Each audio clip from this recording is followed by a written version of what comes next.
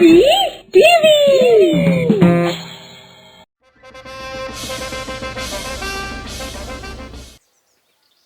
શિયાળાના દિવસોમાં બાદશાહ અકબર પોતાના એક મંત્રી અને બીરબલની જોડે મહેલના બગીચામાં ફરી રહ્યા હતા.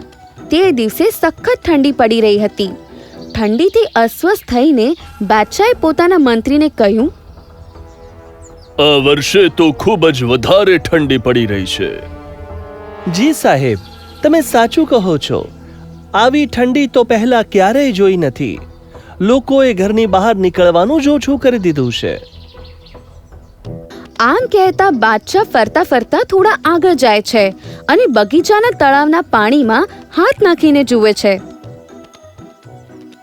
અરે મંત્રી ભાઈ, પાણી તો એકદમ બરફ બની ગયું છે. તમે સાચું જ કહેતા હતા કે આવી ઠંડીમાં કોઈ ઘરની બહાર કેવી રીતે નીકળશે? બીરબલ હજી સુધી ચૂપ હતા. એટલે બાદશાહ તેમની તરફ ફરે છે અને આ વાત પર તેમનો અભિપ્રાય લે છે. શું બિરબલ, આમાં તમારો શું અભિપ્રાય છે? માફ કરો સાહેબ, આ વાતમાં મારો અભિપ્રાય થોડો અલગ છે. બીરબલની આ વાત સાંભળીને બાદશાહ તેમને આશ્ચર્યથી જુએ છે અને પૂછે છે, તો તમારો શું અભિપ્રાય છે બિરબલ? મારો અભિપ્રાય એ છે મહારાજ કે જો કોઈ ગરીબને પૈસા મળે તો એ ક્યારેય પણ હવામાનની ચિંતા નહીં કરે. ગમે તેટલી ભયંકર ગરમી અથવા શરદી હોય, તે ઘરની બહાર નીકળવા માટે તૈયાર થઈ જશે. આ સાંભળીને તો બાદશાહ આશ્ચર્યચકિત થઈ જાય છે અને શું તમે કોઈ માણસને આ તળાવના બરફ જેવા પાણીમાં આખી રાત ઊભો રાખીને પોતાની વાતનું પ્રમાણ આપી શકો છો? જો તમે આ વાત સાબિત કરી શકો બિરબલ, તો હું એ વ્યક્તિને 50 સોનાના સિક્કા ઇનામમાં આપીશ. સારું સાહેબ, હું એવો વ્યક્તિ લઈને આવું છું. બીજા દિવસે બીરબલ ગંગાધર નામના એક ગરીબ યુવકને લઈ આવે છે અને પછી, શું તમે આખી રાત પેલા તળાવમાં ઊભા રહી શકશો? જી મહારાજ, હું ઊભો રહી શકીશ. સારું, જો તમે સવાર સુધી ઊભા રહેશો અને જીવતા રહેશો તો હું તમને 50 સોનાના સિક્કા ઇનામમાં આપીશ. આ રીતે ગંગાધર આખી રાત માટે તળાવના પાણીમાં ઊભો રહી જાય છે અને બાદશાહના સૈનિકો તેની પર નજર રાખે છે. બીજા દિવસે જ્યારે બાદશાહ દરબારમાં આવે છે ત્યારે, બિરબલ, પેલો ગરીબ માણસ શું આખી રાત તળાવમાં ઊભો રહી શક્યો? જી સાહેબ, એ આખી રાત તળાવમાં ઊભો રહ્યો અને હવે તમારા ઇનામની રાહ જોતો બહાર ઊભો છે. આ સાંભળીને બાદશાહ આશ્ચર્યચકિત થઈ ગયા અને તેમને પેલા ગરીબ ગંગાધરને દરબારમાં બોલાવ્યો. તમારું શું નામ છે? સાહેબ, મારું નામ ગંગાધર છે. ગંગાધર, મને તો આ વાત પર વિશ્વાસ જ નથી આવતો કે તમે તળાવના બરફ જેવા પાણીમાં આખી રાત ઊભા રહીને પણ જીવતા કેવી રીતે બચી ગયા? આ બધું તમે કેવી રીતે કર્યું? સાહેબ, શરૂઆતમાં તો આ બધું ઘણું મુશ્કેલ હતું, પણ થોડા સમય પછી મારી નજર મહેલની એક બારીમાં એક સળગતા દીવા પર પડી અને મેં તે દીવાને જોઈને જ આખી રાત પૂરી કરી. આ સાંભળીને બાદશાહ અકબર ગુસ્સે થઈ ગયા. આ તો તદ્દન છેતરપિંડી છે. તમે તો પાક્કા ફરેબી છો. તમે તો અમારા મહેલના દીવાની ગરમીના સહારે આખી રાત વિતાવી છે. પણ મહારાજ, આવું કેવી રીતે થઈ શકે? હું કંઈ ના જાણું. હું તો ફક્ત એટલું જ જાણું છું કે તમે છેતરપિંડી કરી છે. તમે બિરબલના માણસ છો એટલે તમારા પર તરસ ખાઉં છું, નહીં તો કડક સજા આપત. સૈનિકો, આ માણસને દરબારની બહાર ફેંકી દો. બાદશાહ અકબરનો આ આદેશ મળતા જ સૈનિક ગંગાધરને દરબારની બહાર કાઢી મૂકે છે અને પછી બીજા દિવસે, શું આજે બિરબલ દરબારમાં આવ્યા નથી? નહીં મહારાજ, બિરબલ હજુ સુધી નથી આવ્યા. એવું શું કારણ હોઈ શકે? સૈનિકોને કહો કે બિરબલના ઘરે જઈને જાણકારી મેળવે કે તે હજી સુધી દરબારમાં કેમ નથી આવ્યા. બાદશાહ અકબરની આ આજ્ઞા પછી સૈનિક બીરબલના ઘરે જાય છે અને પછી ત્યાંથી આવીને તેમને જણાવે છે, મહારાજ, બિરબલ જમવાનું બનાવી રહ્યા છે અને એમણે કહ્યું છે કે જેવું જમવાનું બની જશે કે તરત જ તે દરબારમાં હાજર થઈ જશે. સૈનિકની આ વાત સાંભળીને બાદશાહ અકબરને કંઈક શંકા થાય છે અને તે વિચારે છે કે આવું પહેલા તો ક્યારેય થયું નથી, પછી આજે કેવી રીતે થઈ રહ્યું છે? સમય કરતા પહેલા દરબારમાં હાજર રહેવાવાળા બિરબલ આટલું મોડું કયા કારણથી કરી રહ્યા છે? જઈને જોવું પડશે. આવું વિચારીને બાદશાહ અકબર બીરબલના ઘરે જાય છે અને જોવે છે દિવાલમાં ખૂબ ઊંચાઈ પર એક ખૂંટી પર એક કઢાઈ લટકાવેલી છે અને તેની નીચે જમીન પર આગ સળગી રહી છે. આ જોઈને બાદશાહ અકબર બીરબલને પૂછે છે, આ શું કરો છો બિરબલ? સાહેબ, મારા જમવા માટે ખીચડી બનાવી રહ્યો છું. આ સાંભળીને બાદશાહ આશ્ચર્યચકિત થઈ જાય છે અને અરે બિરબલ, ગાંડા થયા છો કે શું? આ રીતે ખીચડી કેવી રીતે બની શકે? કઢાઈ તો જુઓ કેટલી ઊંચાઈ પર લટકાવેલી છે અને અગ્નિ તેનાથી કેટલા દૂર જમીન પર સળગી રહ્યો છે. અરે આટલા દૂરથી કઢાઈમાં ખીચડી બનાવવા માટે ગરમી કેવી રીતે પહોંચી શકે? માફ કરો સાહેબ, જો મહેલના દીવાથી ગંગાધરને ગરમી મળી શકે તો આ કઢાઈને પણ મળી શકે, કારણ કે આ તો તેનાથી બહુ ઓછા અંતરે છે. બીરબલના આવું કહેવાની સાથે જ બાદશાહ અકબર સમજી જાય છે કે બીરબલ આ બધું નાટક શા માટે કરી રહ્યા છે અને એટલે જ તે હસવા લાગે છે અને પછી હસતા હસતા બીરબલને કહે છે,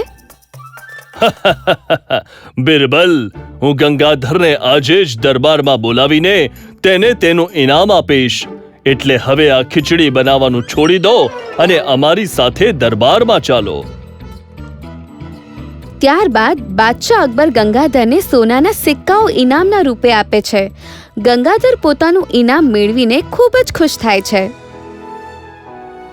મિત્રો, આ વાર્તા પરથી આપણને શીખવા મળે છે કે કોઈની પણ સફળતા પાછળની મહેનતને જાણ્યા વગર તેના વિશે પોતાનો અભિપ્રાય ન આપવો જોઈએ.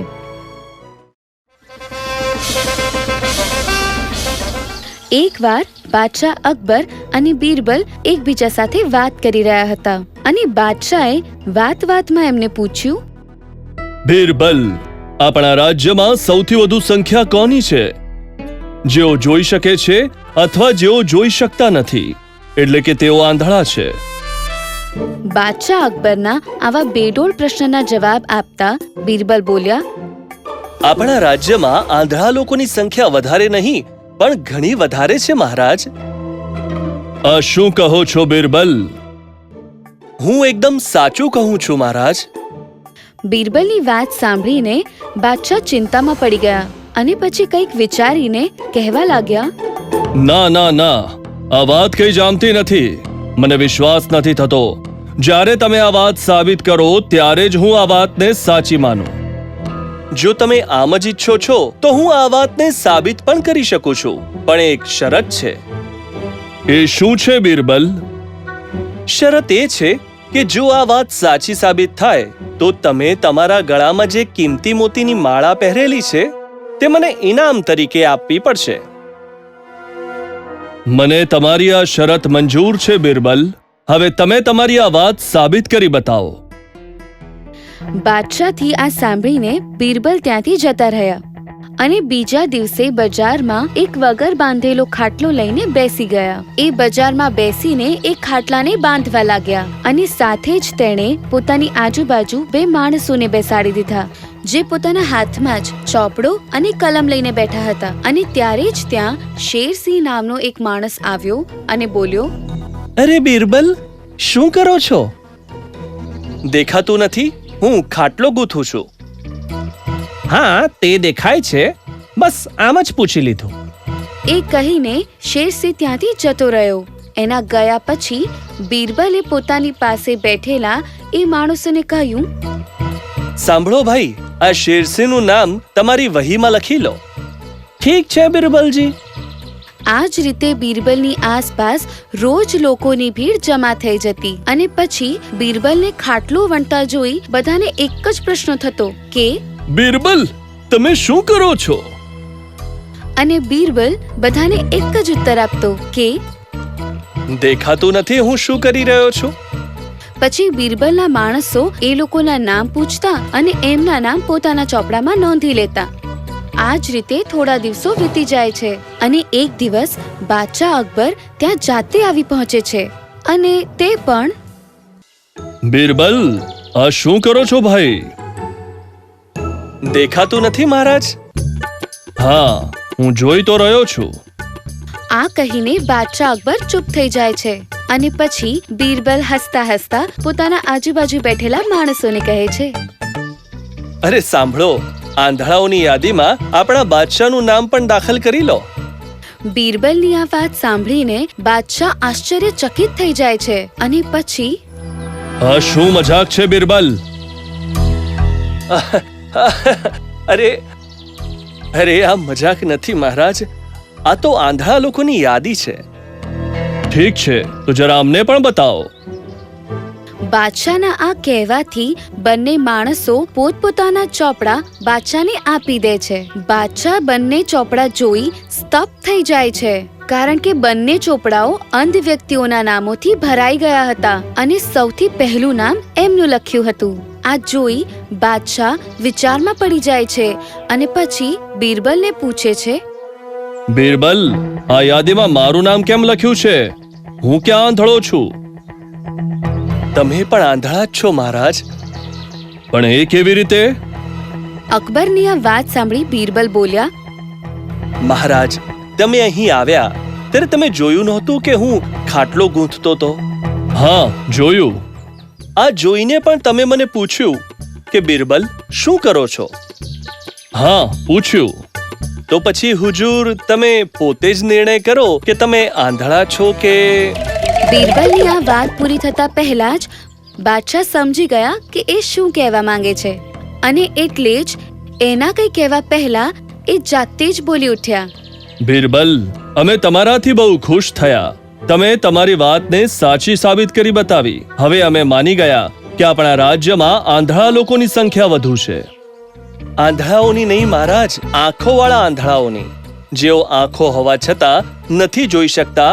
અને એમાં એક નામ...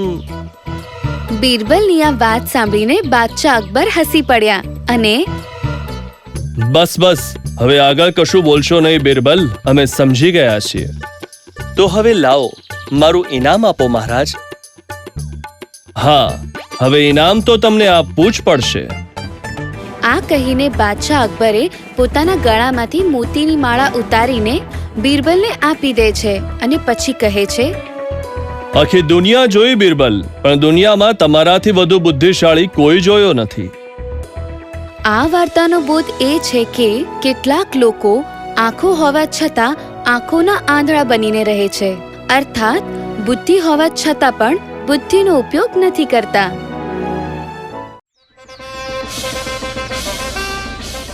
બાદશાહના દરબારમાં એકથી એક સમજદાર દરબારીઓ હતા, પરંતુ તે બધામાંથી બીરબલ એક એવો દરબારી હતો જેને બાદશાહ સૌથી વધારે પસંદ કરતા હતા અને જેની પ્રશંસા હંમેશા કરતા હતા. અમે અમારા દરબારમાં ઘણા વિદ્વાન અને ચતુર લોકો જોયા છે, પરંતુ બીરબલ જેટલો હોશિયાર અને બુદ્ધિશાળી કોઈ દરબારી જોયો નથી. હુજુર, બીરબલમાં એવું તે શું છે? એ જ કે જે તમારામાંથી કોઈનામાં નથી.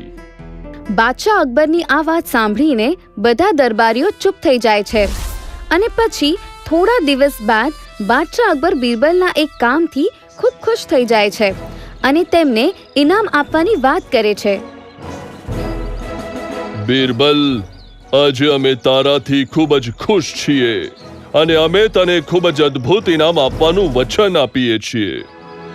જ્યારે અમે મહેલમાં પહોંચીશું ત્યારે તને ચોક્કસ ઇનામ આપીશું. જેવી તમારી મરજી હુજુર. આ રીતે બાદશાહ અકબર બીરબલને ઇનામ આપવાનું વચન આપે છે, પરંતુ જ્યારે તે મહેલમાં પાછા આવે છે ત્યારે પોતાનું વચન ભૂલી જાય છે. હુજુર, જો તમને કોઈ વસ્તુની જરૂર હોય તો મોકલાવું? અરે ના બિરબલ, અમારે કોઈ પણ વસ્તુની જરૂર નથી. હુઝુર, તમે કંઈ ભૂલતા તો નથી ને? ના બિરબલ, અમે કંઈ નથી ભૂલતા. તું જા. તે દિવસ બાદ બાદશાહ અકબર બિરબલને ઇનામ આપવાનું સંપૂર્ણપણે ભૂલી જાય છે અને પછી બિરબલ હંમેશા તેના હૃદયમાં ઉદાસ રહે છે. બાદશાહ તો ઇનામ આપવાનું વચન આપીને ભૂલી જ ગયા. હવે શું થશે? જો હું બાદશાહને તેમનું વચન યાદ કરાવવાનો પ્રયત્ન કરીશ તો બની શકે કે તે ગુસ્સે થઈ જાય અને પછી ઇજ્જત ઉતરી જાય. આ વિચારીને બિરબલ હંમેશા મૌન રહે છે અને બાદશાહ અકબરને તેમના વચનને યાદ અપાવવાની કોશિશ ક્યારેય નથી કરતા. પરંતુ એક દિવસ બાદશાહ અકબર યમુના કિનારે ભ્રમણ કરી રહ્યા હતા. ત્યારે જ એમની નજર અચાનક એક ઊંટ પર પડે છે. અરે બિરબલ, પેલા ઊંટને તો જો. હા, જોઈ રહ્યો છું હુઝુર. જો, તેની ગરદન કેવી વાંકી છે. હા હુઝુર, ગરદન તો વાંકી છે. બિરબલ, શું તું કહી શકે કે ઊંટની ગરદન આ રીતે કેમ વાંકી છે? બાદશાહ અકબરનો આ પ્રશ્ન સાંભળીને ચતુર બિરબલને ઇનામ વિશે યાદ કરાવવાની તક મળી જાય છે અને તે તરત જ પ્રશ્નનો જવાબ આપતા કહે છે, મહારાજ, હકીકતમાં આ ઊંટ કોઈને આપેલું વચન ભૂલી ગયો હતો. ત્યારથી તેની ગરદન આમ વાંકી થઈ ગઈ છે. એમ? હા મહારાજ, લોકો માને છે કે જે વ્યક્તિ પોતાનું વચન ભૂલી જાય છે તેની ગરદન આ રીતે વાંકી થઈ જાય છે. બાદશાહ અકબર બિરબલની આ વાત સાંભળીને આશ્ચર્યચકિત થઈ જાય છે. તેમને બિરબલને આપેલું વચન પણ યાદ આવી જાય છે. આ વાત યાદ આવતા જ બાદશાહ અકબરના મનમાં તૂફાન મચી જાય છે અને તે, બિરબલ, અમે અત્યારે જ મહેલમાં જવા માંગીએ છીએ અને તું પણ અમારી સાથે ચાલ. ચાલો હુઝુર. આટલું કહીને બાદશાહ અકબર તેમના મહેલ આવે છે. તેમની સાથે સાથે બિરબલ પણ ત્યાં આવી જાય છે. મહેલમાં આવતા જ બાદશાહ અકબર બિરબલને તેનું ઇનામ આપે છે અને હસતા હસતા કહે છે, બિરબલ, હવે મારી ગરદન પેલા ઊંટ જેવી વાંકી તો નહીં થાય ને? ના મહારાજ, ક્યારેય નહીં. આટલું કહીને બંને હસવા લાગે છે અને બાદશાહ અકબર હસીને બિરબલને કહે છે કે, બિરબલ, તારી ચતુરાઈ સામે કોઈ ટકી જ ન શકે. એટલા માટે જ અમે તારાથી હંમેશા ખુશ રહીએ છીએ. મિત્રો, આવા વધુ વિડિયો જોવા માટે અમારી ચેનલને સબસ્ક્રાઇબ કરો અને હા, બેલ આઇકન દબાવવાનું અને શેર કરવાનું ભૂલશો નહીં.